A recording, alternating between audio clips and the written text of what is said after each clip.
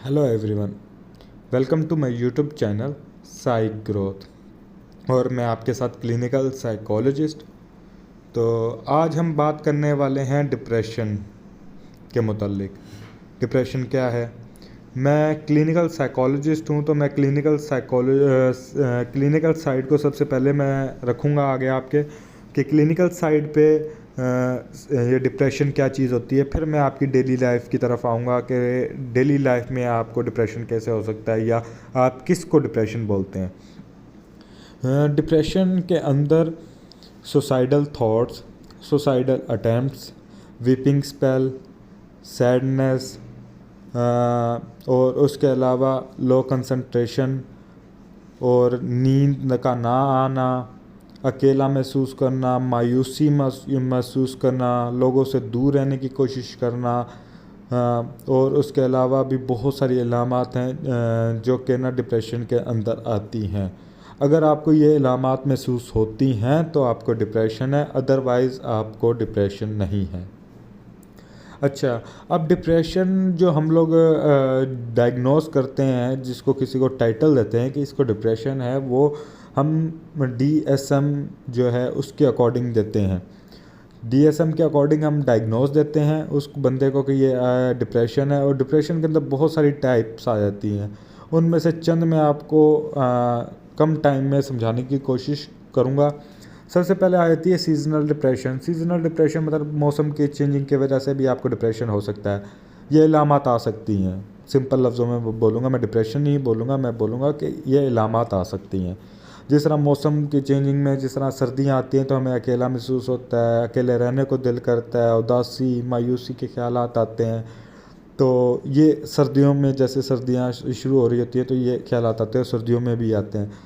उसके अलावा after delivery, इसको हम पोस्टपार्टम बोलते हैं, उसके अंदर भी डिप्रेशन आ सकता है। मतलब डिलीवरी के बाद भी फीमेल के अंदर डिप्रेशन आ सकता है, ये अलामात आ सकती हैं।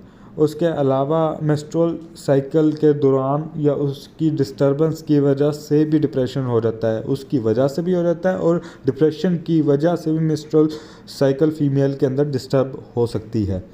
उसके अलावा जो डिप्रेशन होता है वो हम लोग इसको ना, मैं आपको मेजर डिप्रेसिव डिसऑर्डर है, बट मैं आपको इसके अंदर लेवल बताऊंगा जिससे आपको आसानी से समझ आ जाएगी।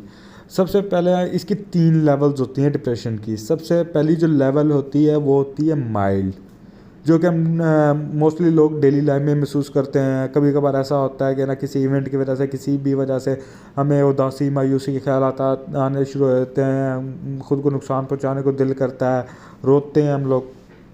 तो ये माइल्ड लेवल की होती है, ये परसिस्टेंट नहीं होती, मतलब ये कि लॉन्ग टर्म नहीं चलती। दूसरे लेवल पे आता है माइल्ड। माइल्ड के अंदर हमारी जो डेली लाइफ है, डेली एक्टिविटीज़ है, वो डिस्टर्ब हो जाती हैं, स्लीप डिस्टर्ब हो जाती है।